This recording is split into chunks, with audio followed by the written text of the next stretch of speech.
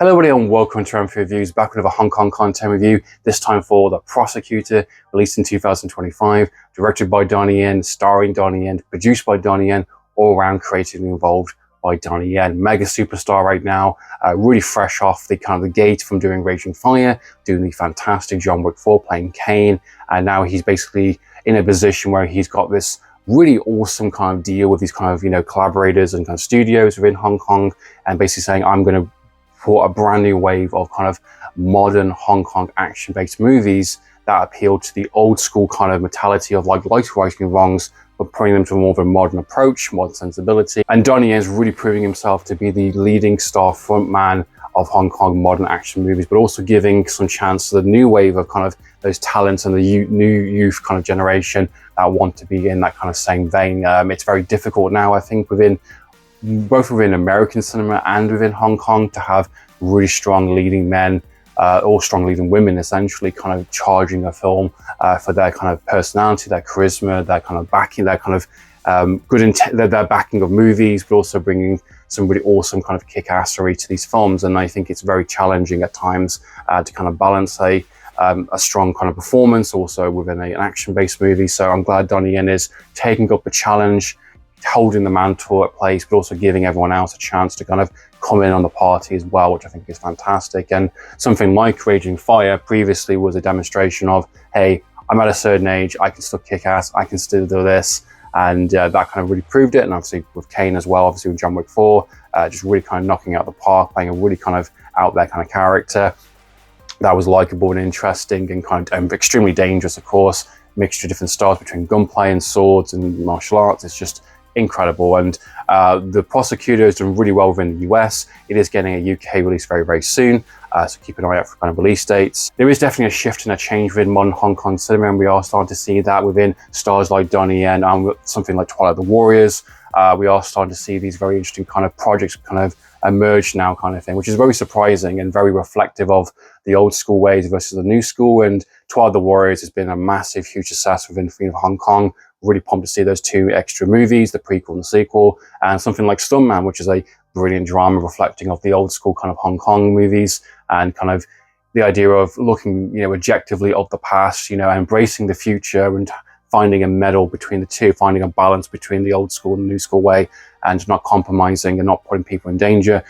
Really interesting projects. There's quite a few that I still have not yet seen within modern Hong Kong movies, but hopefully they'll get a chance to get released. I think Cine Asia is really hot on that at the moment. They are pumping out these great additions and really pumping them out in cinemas, which is fantastic for someone like myself that wants to explore more of modern Hong Kong culture, that are, what their talking points are, what their themes are, and just having new talent, new fresh perspectives, while also embracing the old school talent as well, alongside even Jackie Chan with that Panda film he's done recently. And it's meant to be quite good. I'm not too sure, if I'm being honest, but that guy's still going, he's still doing these films. Pretty bonkers, pretty crazy. But for today's video, we are talking about The Prosecutor, released in 2025. It is a Donnie Yen vehicle-based movie. Definitely, he's very much creatively involved, being the director and starring the film, and definitely wanted to do apparently based on a true story. I'm not too sure if this is accurate or not, but pretty crazy if it is.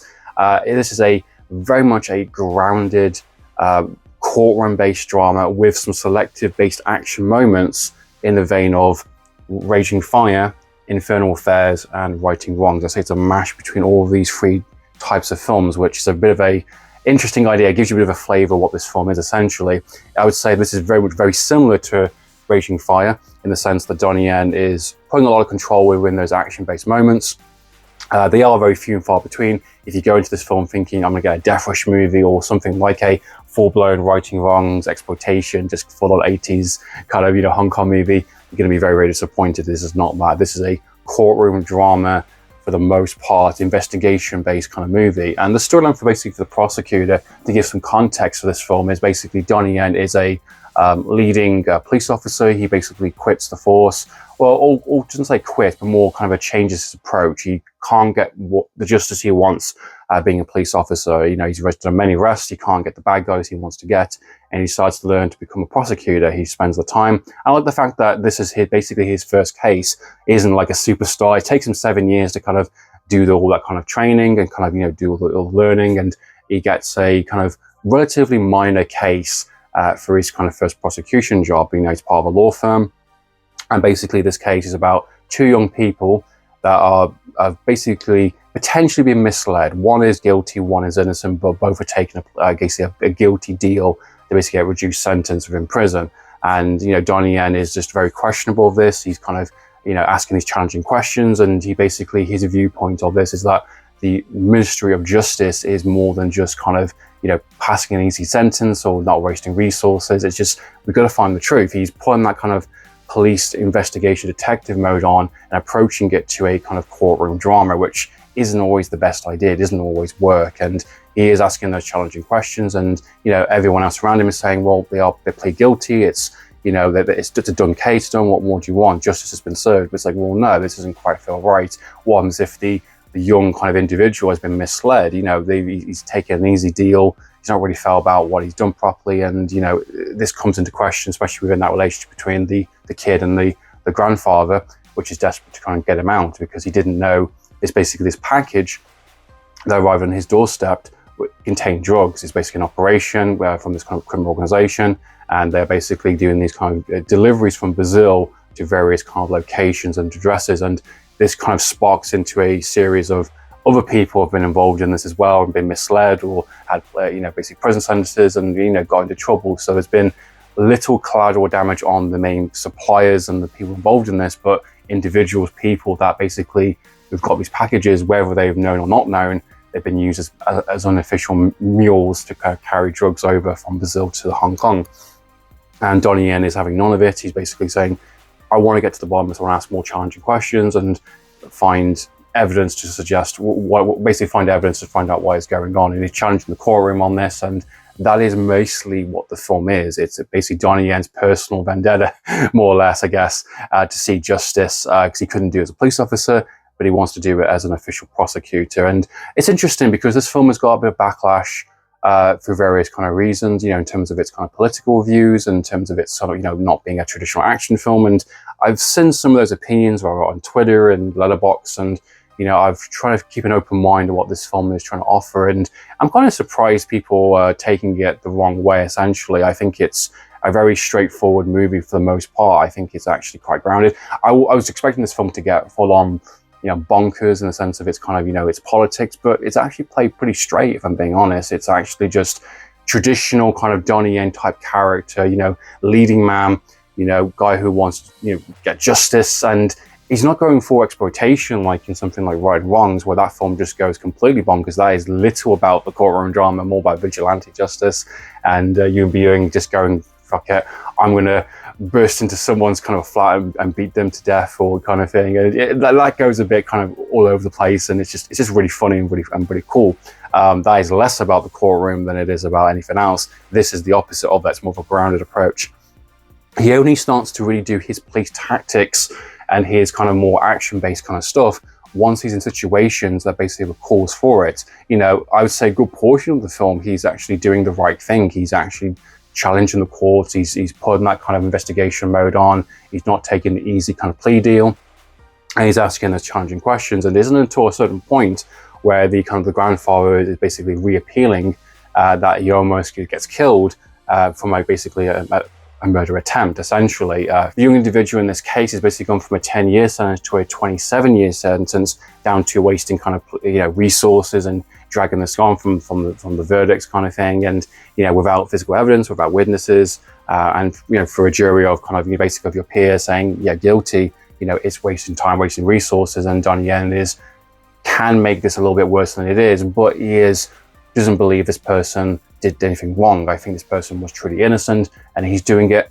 mostly, I think, by the book. He's actually pretty straight and narrow for the most part. He only starts to kind of get the police involved once, you know, things start to get a bit heated, once there is a murder attempt, once there is attempts on his life and on the young individual's kind of grandfather. That's when he starts to step up a bit and kind of, you know, take on. He's actually doing his job. Most of the action scenes in this film is a response to something going on. The first initial action scene at the start of the film, that's obviously him being a kind of police officer squad, you know, very much in the vein of kind of Bad Boys kind of vein. Pretty cool kind of POV kind of shots, and it's a pretty cool little action moment. The second one is a response to his cop friend who's basically chasing after kind of a mule, and that leads into a bigger action scene. The scene after that is a escalation moment where someone's trying to gain evidence from a kind of a filming. So all these scenes are justified in the sense of what's going on in the film. The big action scene of the film, which is what the trailer sells it on, which unfortunately comes so late into the film, is the subway fight, which is the third act of the film. It's the last major big fight scene. That's where Donnie Yen goes full badass mode with using the environments of the kind of the subway and smashing windows and kind of using the objects against them. And there's kind of like a sub bad guy that kind of comes into it. And basically that scene is where he's trying to get a witness into the courtroom. It's a bit of a ticking clock kind of moment situation going on there.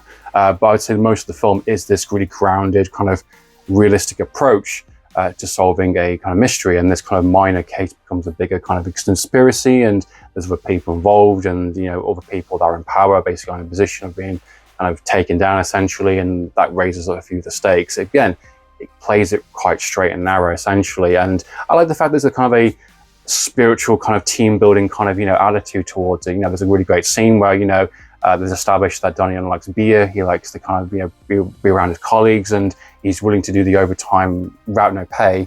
And his team basically help them and help him find evidence, help him find witnesses, and help him really kind of prove his case, which has some legs on it essentially. And he's doing things against the kind of the traditional prosecutor in a vein. He even gets questions saying, well, wouldn't you be better to be back to being a police officer again? Do the criminal case, you go through that process. But as Donnie Yen said, the final book, the final word is in the Ministry of Justice, is on the courtroom drama, is on that courtroom kind of setting, and he believes he can do some he can do some good.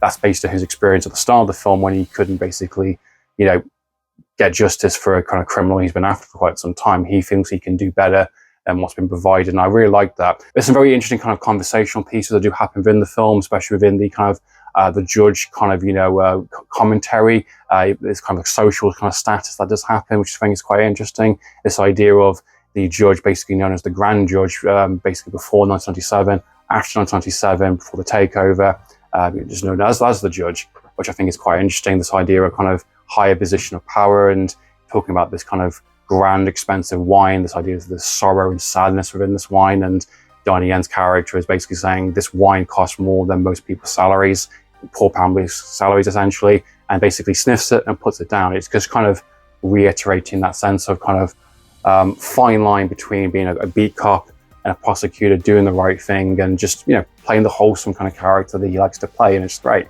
I don't think this film has the same kind of wow factor to it. A lot of the action scenes within the film are very standard. They're good.